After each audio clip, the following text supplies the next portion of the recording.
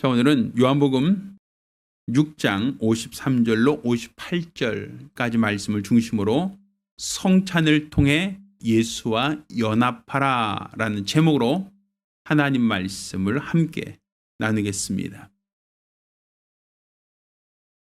하나님은 알파와 오메가 되신 분이십니다. 하나님을 알파와 오메가라고 말하는 것은 하나님은 시작과 끝이시다라는 의미가 있습니다. 여기서 말하는 시작과 끝, 이것은 오직 하나님만이 주관하시는 하나님의 절대 권위, 하나님의 절대적인 능력이다라고 볼 수 있습니다. 이것은 하나님을 알파라고 할 때 이 세상은 저절로 생긴 게 아니라 하나님에 의해서 피조되었다. 그러니까 이 세상의 시작, 이 세상의 처음, 이 세상의 출발은 하나님으로 인하여 시작되었다라고 할 때 창조는 하나님의 알파라고 볼 수 있습니다. 그렇지만 우리가 사는 이 세상은 영원한 것이 아니라 마지막 날 체질이 뜨거운 불에 풀어지듯 다 소멸되고 없어질 날이 있다라고 성경은 말하고 있습니다. 그러니 우리 눈에 보이는 하늘과 우리가 밟고 있는 땅과 우리가 살고 있는 이 세상이 영원한 것이 아니라 어느 한순간 마지막이 있고 마감이 있다라고 할 때 그 이후에 심판이 있다라고 볼 수 있단 말입니다. 그러므로 창조주 하나님을 우리가 인정하고 안다면 이 세상 마지막, 곧 이 세상의 심판을 주관하시는 재판관이신 하나님이 바로 오메가, 곧 심판주 하나님은 오메가 하나님이시다라고 볼 수 있는 겁니다. 또 이렇게 하나님이 세상을 창조하신 것과 세상을 멸하신다, 심판하신다라고 하는 이 면에서 알파와 오메가라고도 볼 수 있지만 이 세상은 우연히 저절로 생긴 게 아니라 하나님이 창세 이전부터 뜻을 정하시고 그 뜻대로 창조하셨다라고 할 때 그 뜻을 세우신 것이 바로 하나님의 알파라고 볼 수 있겠습니다. 또 이 세상을 하나님이 만드셨다가 일정한 시간 지나서 그냥 허물어 버렸다, 없애 버렸다. 마치 우리가 바닷가 모래 사장에서 두꺼봐 헌집 주게 새집 달라고 우리가 만들죠. 성을 쌓기도 하고 모래성 쌓고 굴도 만들고 하죠. 그렇지만 이 우리가 바닷가에서 만들어낸 이 모래성이 영원하지 않고 물이 들어오면 다시 다 허물어지듯 우리가 사는 이 세상도 창조자 하나님에 의해서 심판, 멸망이 있다라고 봤을 때 이 역시도 그냥 하나님이 즉흥적으로 장난으로 하신 게 아니라 창세전에 세우신 그 뜻을 이루시려고 하는 목적을 갖고 있었다라고 볼 때 이 세상의 마지막은 하나님의 뜻을 성취하셨다라고 말할 수 있는 겁니다. 따라서 우리가 하나님을 알파와 오메가라고 할 때 뜻을 세우시는 분으로서의 알파, 또한 그 뜻을 성취하시는 분으로서의 오메가라고 볼 수 있는 겁니다. 그러니 하나님이 세상을 창조하시기 전부터 뜻을 정하셨다라고 할 때 하나님 아버지가 바로 알파라고 할 수 있다면 예수 그리스도께서 이 세상에 오셔서 아버지 뜻을 완성하셨다, 다 이루셨다라고 할 때 예수 그리스도를 또한 우리는 심판자의 하나님, 또 세상을 멸한 다음 세상이 심판당한 이후에 우리를 영원한 나라로 인도하실 하나님이시기에 우리는 그분을 오메가라고도 볼 수 있는 겁니다. 따라서 우리의 믿음은 세상 종교처럼 어떠한 특정한 인물이나 특정한 위인, 특정한 영웅, 그 영웅을 우리는 존중하고 또 존경하고 그의 발자취를 따라가는 어떤 영웅을 따르는 것이 우리 믿음이 아니라 창세전의 뜻을 정하시고 그 뜻을 완성하시는 하나님, 세상을 창조하시고 세상을 심판하시는 하나님, 곧 알파와 오메가 되시는 하나님, 그를 알고 믿는 것이 바로 우리의 믿음이고 저와 여러분이 가져야 될 신앙이다라고 볼 수 있는 겁니다. 그러면 하나님께서 세상을 창조하시기 전 바로 말씀이 하나님과 함께 있었다라고 기록하고 있습니다. 이렇게 말씀이 하나님께 함께 계셨던 그 분이 말씀이 육신을 입고 세상에 오셨다라고 기록하고 있죠.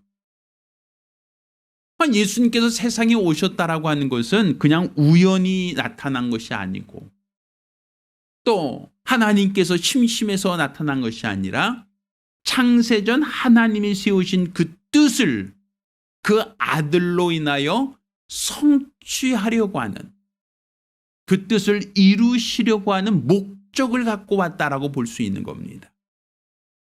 또 예수님께서 이 땅에 육체로 나타나신 것은 잠깐 사람들에게 자기를 보여주고 나 여기 있어요, 나 이렇게 생겼어요 라고 자기 자신을 보여주고 가시는 게 목적이 아니라 예수님이 이 땅에 육체로 오신 것은 자신의 살과 자신의 피를 내어 주시기 위함이다라고 성경은 기록하고 있단 말입니다.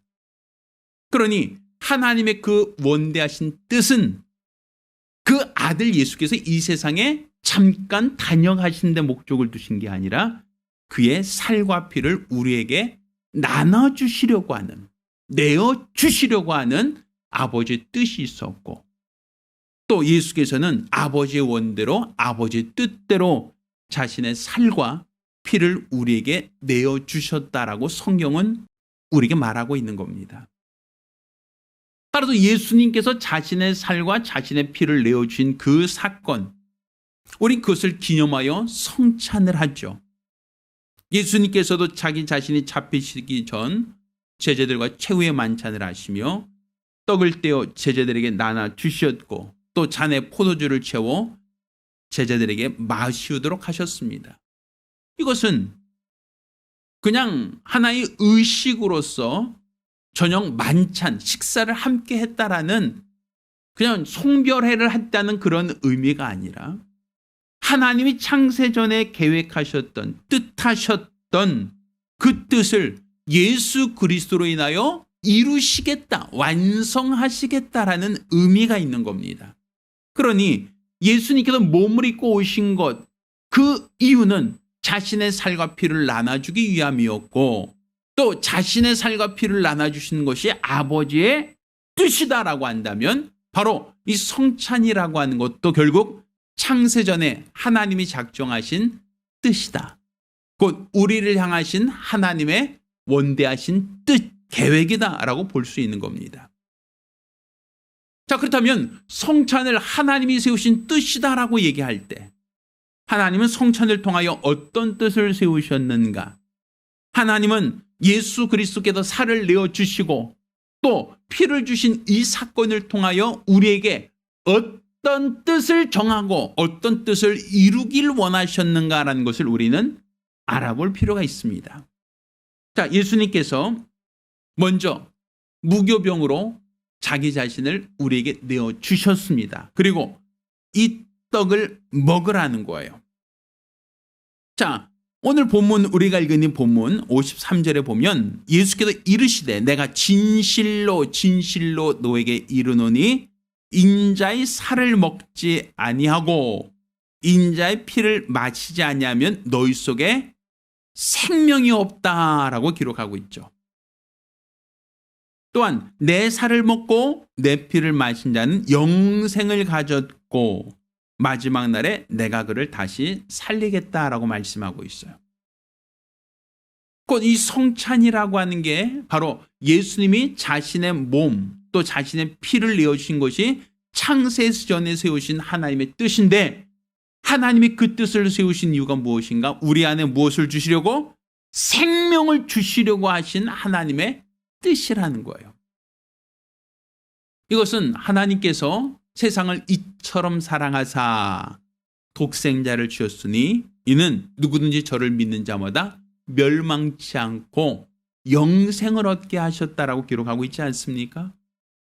바로 예수님께서 이 땅에 오신 것은 세상을 심판하지 않고 멸망하지 않고 영생을 주시려는 하나님의 뜻이라는 거예요. 곧 예수님께서 이 땅에 잠깐 오셨다가 가시면 우리가 생명을 얻고 하나님의 뜻이 이루어지는 게 아니라 자신의 몸과 그 피를 내어주셔서 우리에게 먹게 하셨습니다. 또한 그 피를 마시게 하셨습니다. 이게 바로 우리가 생명에 이르는 길이고 영생에 이르는 길이다라는 것을 우리가 알아야 합니다. 또 오늘 우리가 읽은 이 본문에는 56절에 이와 같이 표현합니다. 내 살을 먹고 내 피를 마신 자는 내 안에 거하고 나도 그 안에 거하나니 라고 표현하고 있죠.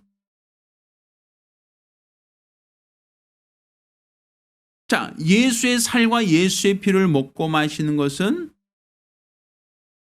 예수 안에 거하는 것이고 또 예수님이 내 안에 거하는 사건이다. 곧 예수 그리스도와 연합한다라는 의미가 있는 거예요.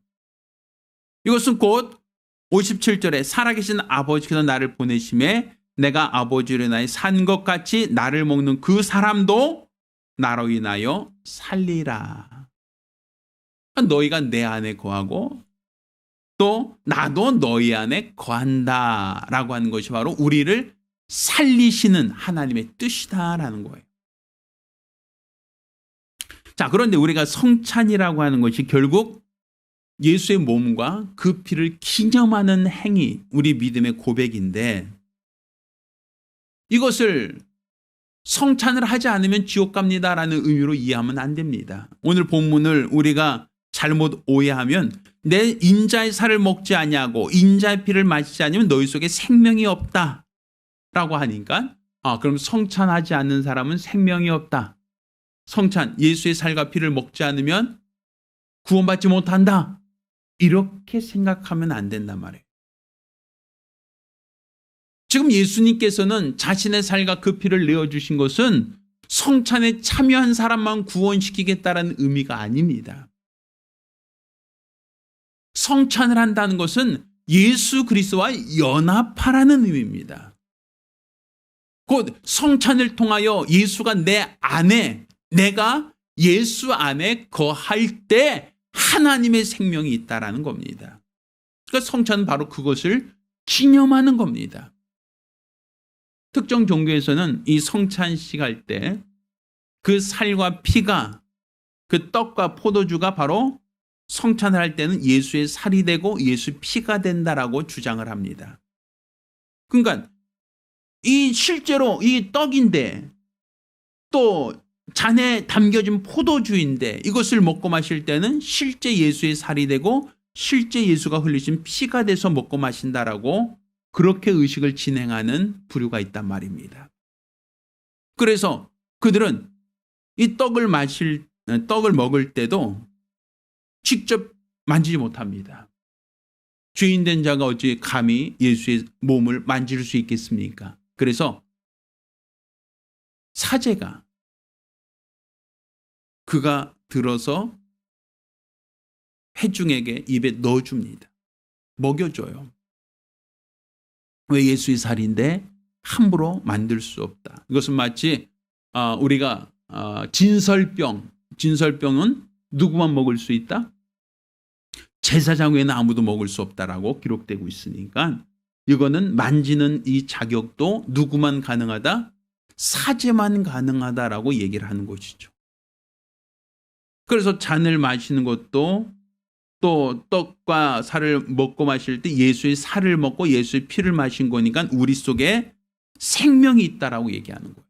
그것을 그냥 떡으로 알고 먹고 그냥 포도주로 알고 먹으면 생명이 없지만 그것을 예수의 살로 먹고 예수의 피로 마시면 우리 속에 생명이 있다라고 생각하는 겁니다. 그렇지만 그렇다고 한다면 영접하는 자, 곧 하나님의 이름, 예수 이름을 믿고 영접한 자는 구원을 받았다라고 하는 말씀은 살과 피를 먹어야만 구원받는다라는 의미로 이해하지는 안 된단 말이죠. 그러면 이 기념하라고 하는 것은 무엇인가? 어떤 것을 기념하라는 것인가 하면, 우리가 떡을 먹을 때 그 떡이 예수의 살이 되고 잔을 마실 때 그 잔이 예수의 피로 변하는 것을 기념하라는 게 아니라, 이 떡이라고 하는 것은 바로 말씀이 육신을 입으시고 오셨다는 걸 기념하는 겁니다. 말씀이 육신을 입고 오셨다라고 할 때 그 육신은 우리 눈으로 볼 수 있는 육체, 또 우리 손으로 만질 수 있는 육체, 또 우리가 직접 그 소리를 들을 수 있는 육체로 오셨다는 거예요. 곧 예수님께서 떡을 우리에게 내어주시고 그 떡을 기념하라는 것은, 사실 하나님은 영이시기에 아무도 본 자가 없습니다. 볼 수가 없습니다. 아무도 하나님을 본 사람이 없으니 사람들마다 각자 하나님이 누구시냐라고 할 때, 어떤 사람은 이 모양으로, 또 다른 사람은 저 모양으로 각각 모양을 만들어 놓고 신이다라고 한단 말이에요. 이것을 우린 우상이라고 하죠. 나무나 돌이나 금속을 녹여서 깎아놓고 만들어 놓고 이것은 신이다, 우리를 만드신 신이다 라고 한다면 이것은 신이 아니에요. 이건 우상이에요. 하나님을 어떤 형상으로 만드는 것은 결코 하나님이 허용하지 않으셨습니다. 하나님이 허용하신 형상은 단 하나, 곧 말씀이 육신을 입고 오신 예수, 그분 외에는 하나님의 형상이 없습니다. 하나님이 공개적으로 인정한 형상은 예수 외에 없단 말입니다. 그러니 예수님께서 자신의 살을 내어주셨다는 것은 보이지 않는 하나님께서 역사 속에 오셨다라는 얘기입니다.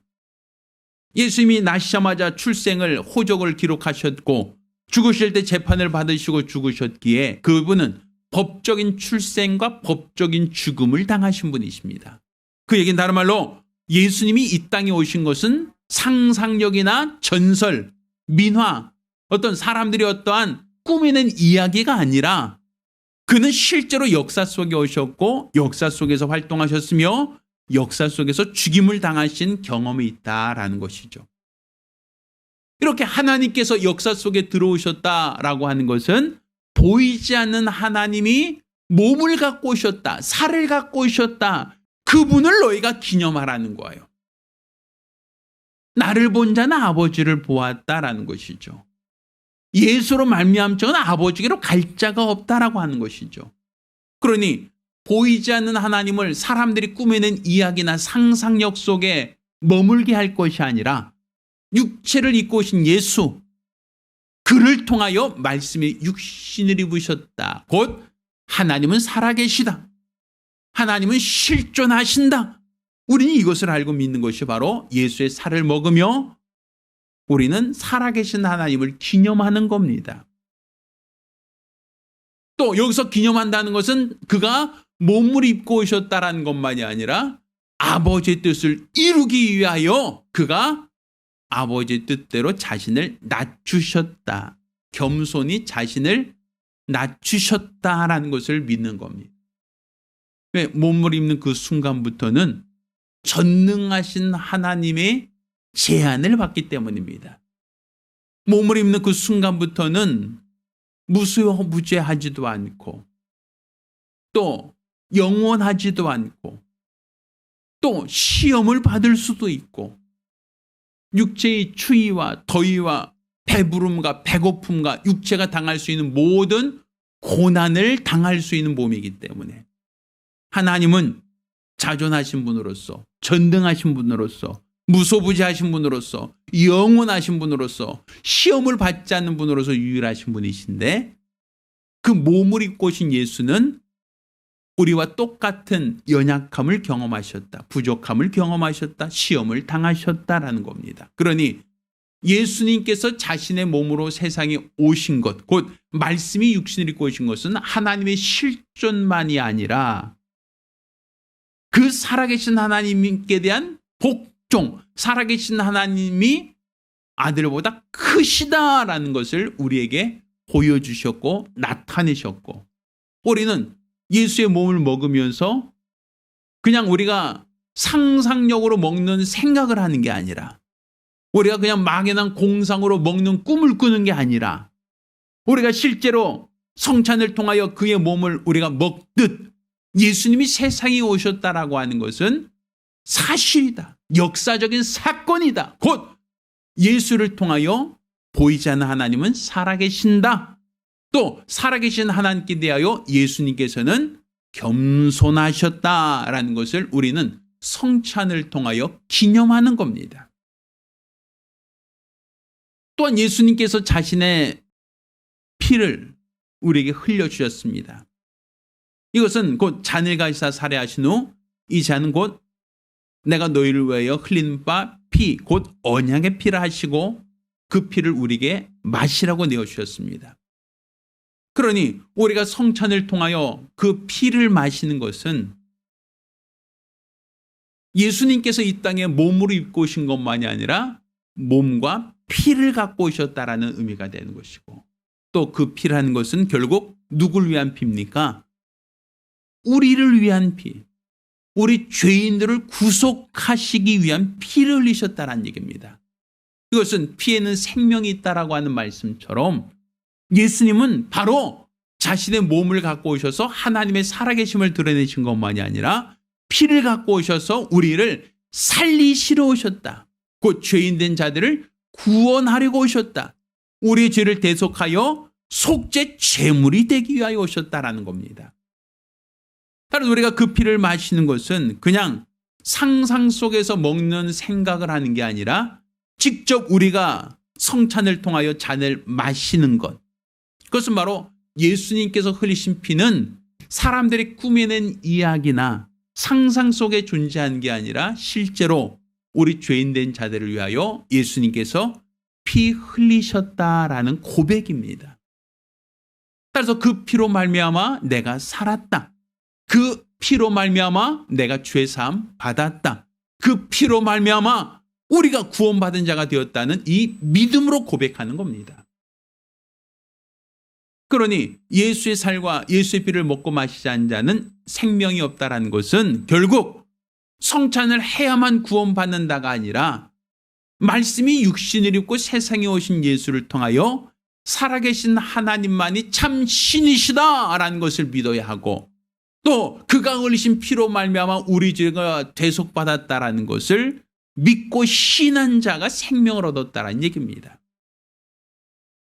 그러니 우리가 성찬이라는 것을 그냥 먹는 생각, 먹는 상상을 하는 게 아니라 성찬은 곧 예수의 몸과 피를 우리가 기념하는 것이다. 곧 말씀이 육신으로 오신 예수를 기념하는 것이요, 또 우리를 위하여 십자가에서 피 흘리신 예수의 그 보혈을 기념하는 겁니다. 그것이 내 안에 있어야 된다는 겁니다. 너희가 내 안에 거하고 내가 너희 안에 거하면 너에게 생명이 있다라고 말씀하신 주님. 이것은 우리가 성찬을 한다는 것은 결국 예수의 몸과 피를 먹는 겁니다. 먹는다는 것은 결국 예수의 살과 피가 내 안에 들어와야 한다는 것이죠. 예수의 살과 피를 내 안으로 들어오게 해라. 이게 성찬, 연합이에요. 또 예수의 살과 피를 우리가 먹어서 내 몸 안에 들어오게 하는 것처럼 나도 예수 안에 들어가야 한다라는 거예요. 나도 예수 안에 들어간다, 곧 연합한다라는 것은 결국 몸을 입고 오신 예수를 통하여 살아계신 하나님을 만나야 한다는 겁니다. 피 흘리신 예수를 통하여 우리는 우리 죄를 대속하신 사랑의 하나님을 만날 수 있어야 한다는 겁니다. 하나님을 막연한 상상 속에, 또 사람들의 어떤 공상 속에, 전설이나 설화 속에 있는 신이 아니라 그분이 형상을 입고 오신 참 신, 우리 위하여 피 흘리신 참 신이시다라는 것을 우리가 믿음으로 고백하고 시인하고 영접할 때 그가 바로 생명 있는 자요 영생이 있는 자라고 말할 수 있는 겁니다. 따라서 이 성찬이라는 것은 예수와 연합해야 됩니다. 예수의 살과 피를 내가 먹고 마신 것처럼 우리는 예수의 공로 안에 들어가야 합니다. 예수 그리스도 안에 있어야 합니다. 그래야만 우리가 생명이 있습니다. 말씀이 육신을 고신 예수를 통하여 살아계신 하나님을 보고 그가 흘리신 피를 통하여 우리를 구속하신 하나님의 은혜와 그 사랑 안에 우리가 거할 때 우리는 생명을 얻을 수 있다. 영생을 얻었다라고 고백할 수 있는 겁니다. 따라 저와 여러분 모두가 그리스도 예수로 인하여 하나님을 알고 또 그리스도 예수로 인하여 하나님과 더욱더 깊은 사귐을 갖는 거룩하고 복된 성도들이 되기를 예수 이름으로 축원합니다. 우리는 매월 한 번씩 성찬을 하고 있습니다. 이것은 예수의 살과 피를 직접 먹고 마신다는 그 의미가 아니라 예수의 살과 피를 기념하는 것이고 또 예수의 살과 피를 기념한다는 것은 말씀이 육신으로 오신 예수를 통하여 하나님이 살아계심을 기념하는 것. 또한 그가 흘리신 피를 통하여 우리를 사랑하신 하나님, 우리를 구속하시려고 하시는 하나님의 그 뜻을 우리가 분별할 수 있어야 됩니다. 따라서 우리가 성찬을 하는 것이 바로 하나님의 뜻을 이루는 겁니다. 하나님이 목적하신 뜻, 하나님만이 참 신이시다. 보이지 않는다 할지라도 그분은 전능하신 참 신이시다라고 하는 그 믿음을 우리가 갖기를 원하시고 그분만이 구원자이시다라는 것을 우리가 깨달아 알기를 원하십니다. 따라서 우리가 예수의 참 제자라고 한다면 교회 의식으로서 성찬에 참여하고 습관적으로 참여하는 자가 아니라 예수의 살과 피를 기념하는 자가 예수의 참 제자입니다. 예수의 살과 예수의 피를 기념한다는 것은 곧 우리가 성찬을 하고 세상에 나가서 하나님은 살아계십니다. 하나님은 사람들이 꾸며낸 이야기, 사람들이 전설, 사람들의 설화 속에 나오는 꾸며낸 이야기가 아니라 바로 우리 주 예수 그리스도를 보내신 하나님, 우리 주 예수 그리스도께서 역사적인 분, 역사적인 인물이라면 그를 보내신 하나님, 또 아들이 죽기까지 복종하셨던 그 하나님은 살아계십니다. 그가 바로 뜻을 세우신 분이십니다. 창세전에 뜻을 세우신 분, 그가 바로 하나님이십니다라고 하는 보이지 않는 하나님을 믿고 영접할 수 있는 기회가 됩니다. 또 그 피를 마심으로써 그가 단지 살아계시는 것만이 아니라 우리 위하여 속죄의 피, 대속의 피를 흘리셨으니 우리가 그의 공로로 말미암아 하나님의 은혜, 하나님의 사랑 안에서 구원을 받습니다라는 이 확실하고 분명한 믿음을 가질 수 있는 겁니다. 따라서 우리가 매월 성찬을 하면서 우리는 하나님이 살아계십니다. 그가 나의 구원자이십니다. 하나님은 살아계십니다. 그리고 그가 나 위하여 피 흘리기까지 나를 끝까지 사랑하셨습니다. 바로 이것이 바로 저와 여러분이 가져야 될 믿음이고 우리가 일평생 예수의 참 제자로서 세상에 나가 하나님만이 살아계신 참신이신 것과 그가 우리를 사랑하여 피 흘리셨다라고 하는 것, 우리가 그것을 전하고 증거하는 것, 이게 바로 생명 있는 자, 소망 있는 자의 마땅한 모습입니다. 저와 여러분 모두가 살아계신 하나님, 우리를 구원하신 하나님을 믿고 찬양하며 일평생 복음을 전하는 예수의 참 증인들이 되시기를 예수 이름으로 축원합니다. 기도합니다.